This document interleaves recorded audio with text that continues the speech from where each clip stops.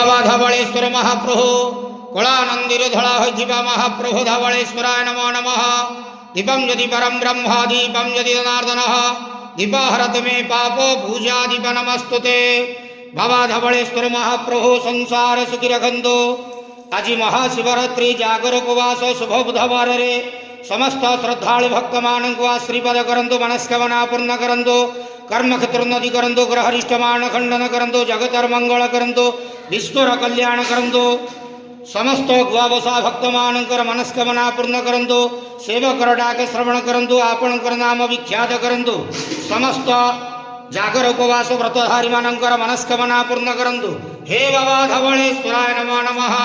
संसार सुखी रखंतु आनंदे गवार हरि बोलो। आज महाशिवरात्रि जागर उपवास रे समस्त भक्त मानक आशीर्वाद करंतु आनंदे गवार हरि बोलो। बाबा धवलेश्वराय नमो नमः।